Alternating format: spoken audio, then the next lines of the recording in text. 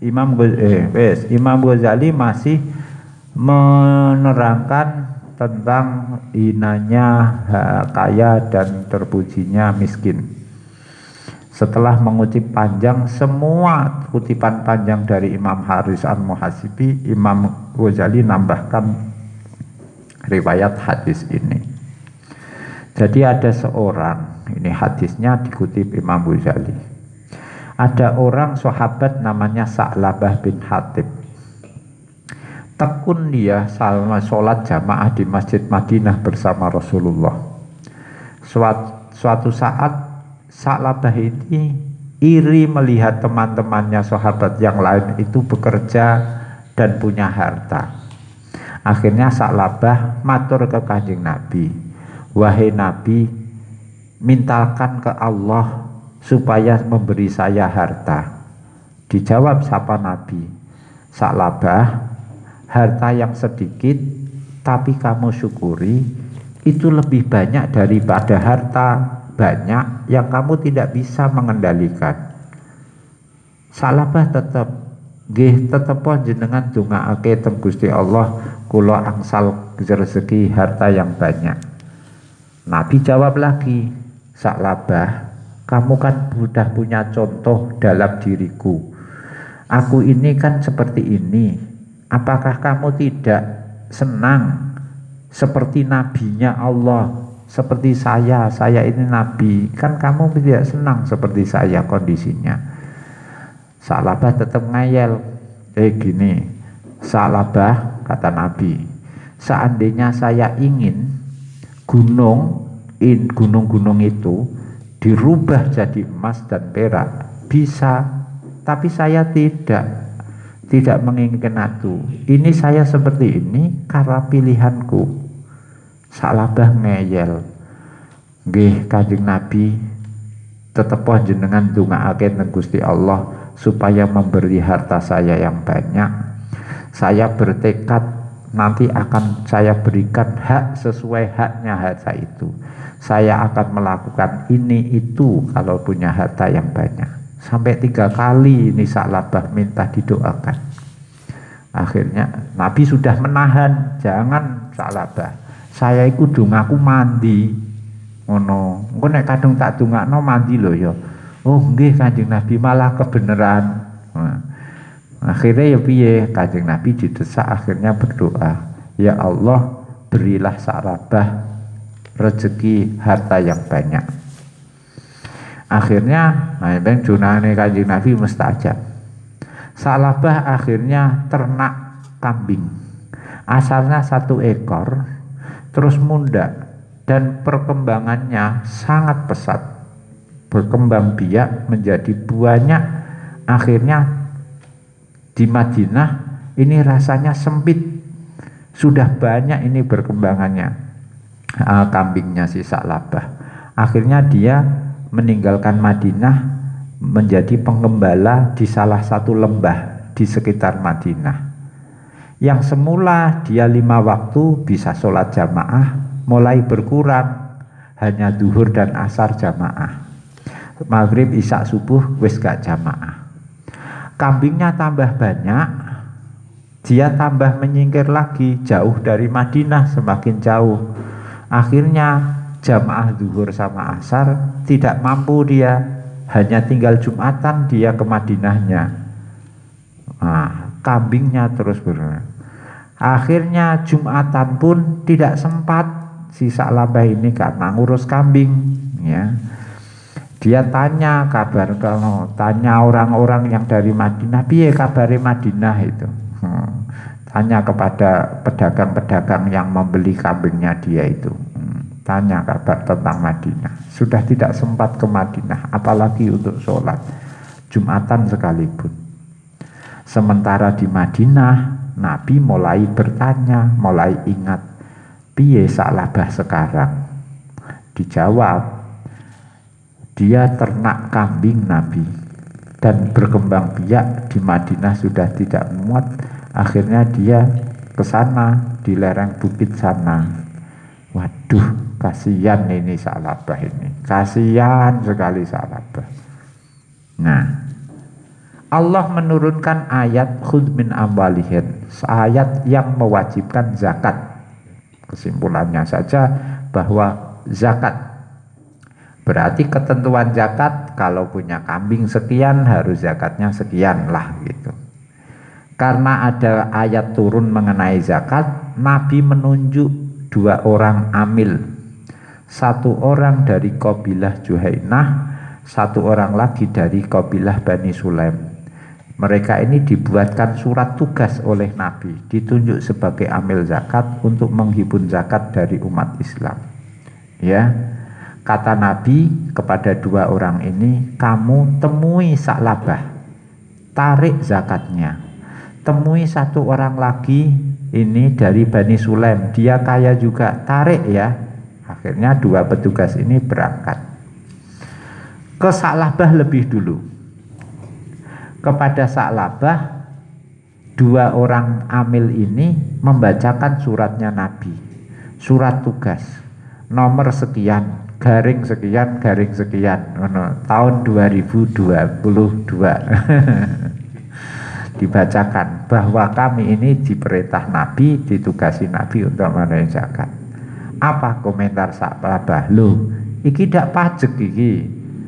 Pajak iki pajak iki. Wis ngene ae, sampean lunga sik engko rene nah yo ngono. Akhirnya 2 orang ini meninggalkan Sa'labah, ganti menemui si orang lain yang berkewajiban zakat dari Bani Sulaim tadi. Nah, begitu si laki-laki Bani Sulaim ini dibacakan suratnya Rasulullah, langsung, oh gitu ya, ya tunggu sebentar, langsung ini tidak kambing ini, onta ini milah ke kandangnya. Onta dipilih, onta-onta terbaiknya dia, terus diserahkan, ini onta saya untuk zakat.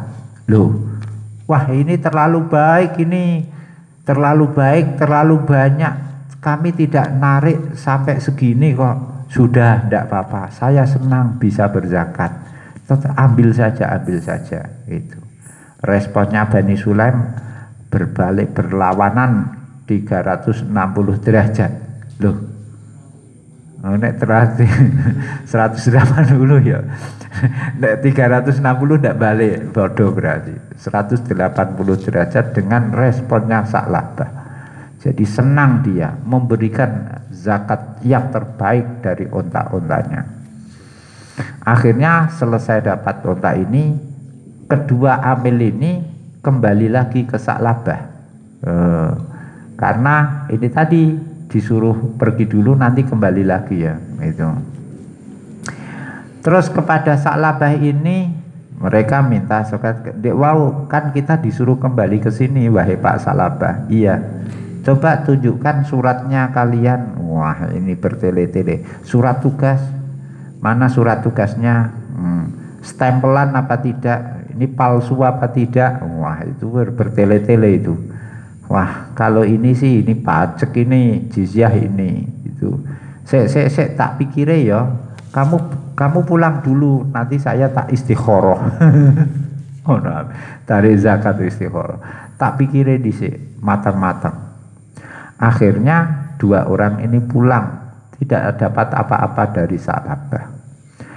Ketika menghadap Rasulullah, belum cerita, Rasulullah sudah komentar. Wah, Sa'labah ini kasihan, ini Sa'labah ini celaka. Itu sebelum diceritani Nabi sudah bisa menebak.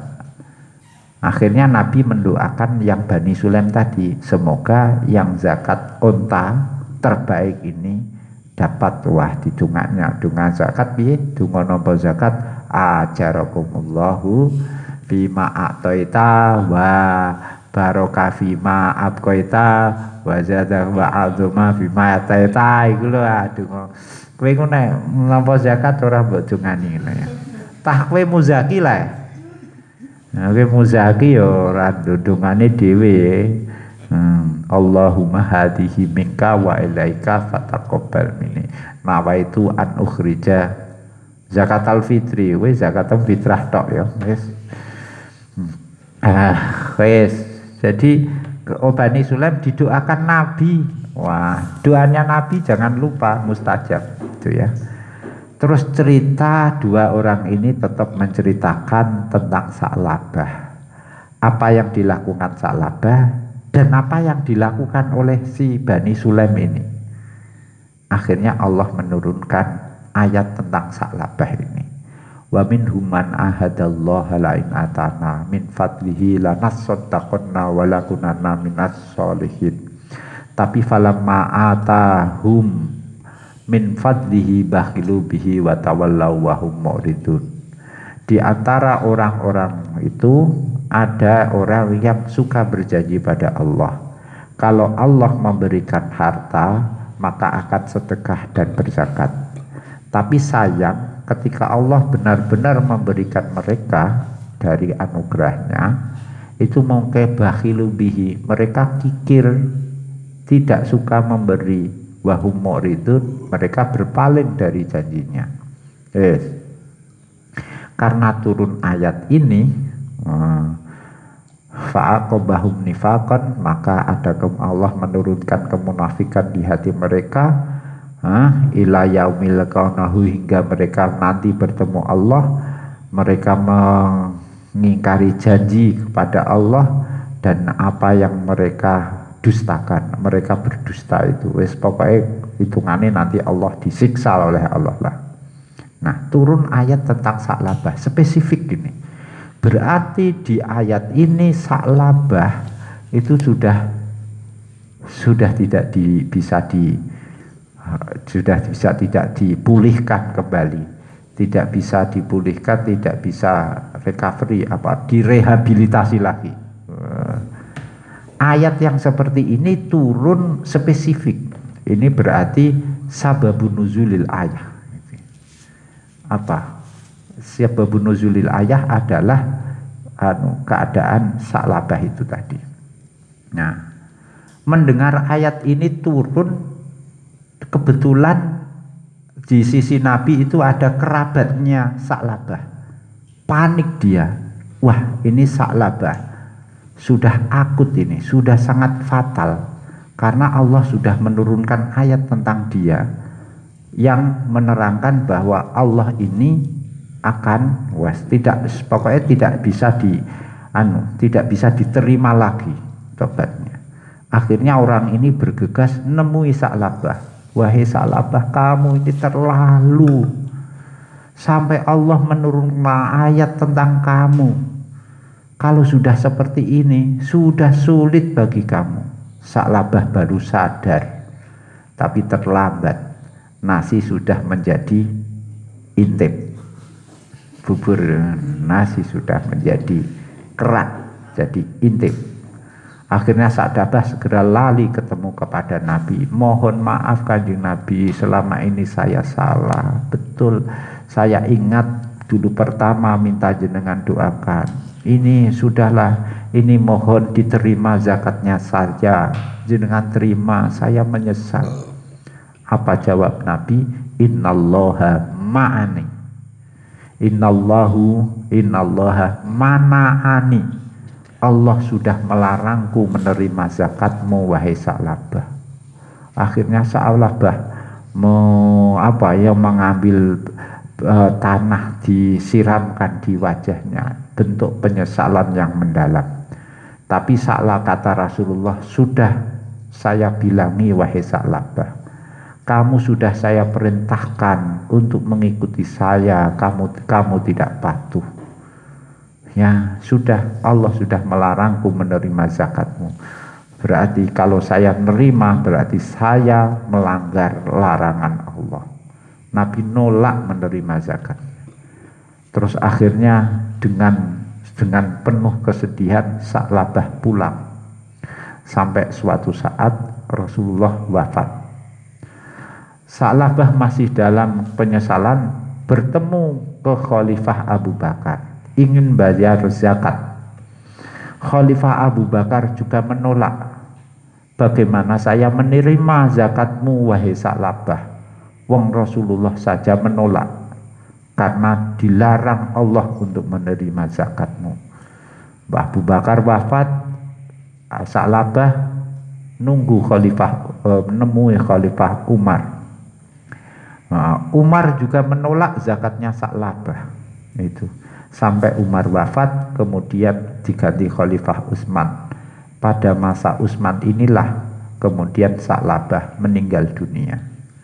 Nah, ini bayangkan Sa'labah yang semula tekun beribadah bersama Nabi di masjid, tergoda ingin kaya, dan kemudian berakhir dengan sangat tragis seperti itu. Nabi menolak zakatnya, menolak menerima zakatnya Sa'labah. Maksudnya menolak menerima itu bukan diterima Nabi, karena Nabi tidak boleh menerima zakat kan gitu. Tapi zakatnya tidak diterima karena ditolak oleh Allah. Abu Bakar juga menolak, Umar nolak gitu. Sampai kemudian mati. Coba bayangkan ini, alangkah tragisnya.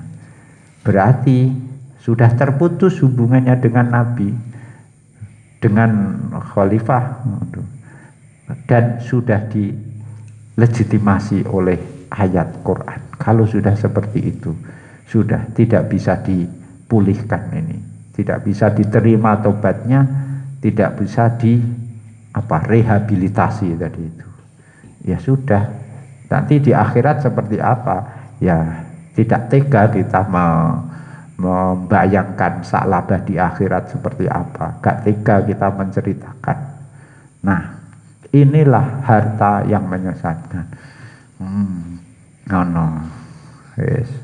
Piye mendengar ya dungane Nabi mandi sih ya gitu. Ya piye iki? Wah, malah diceritani ngene. Iki yo siap mental fakir. Siap mental jadi orang fakir di selama hidup. Nah, aku kok wedi iki. Wah, iki piye? Wis gak apa-apa lah. Sugih ya ora apa-apa, sing penting ijeh berobsesi kaya ya. Wis pokoknya tawakal wis pangeran. Menurut saya bagaimana kita tidak siap mental sebetulnya mendengarkan penjelasan Ghazali ini. Ya, siap wis paling ini mengidealkan fakir sih. Kaya dihindari itu. Menurut saya wis jalan tengahnya apa? Komprominya. Wis terserah pangeran lah itu. Pangeran kula ridho, pangeran nakdirno kula seperti apa gitu. Dalam hati kecil, tapi senang sugih. Qala ta'ala wallahu a'lam.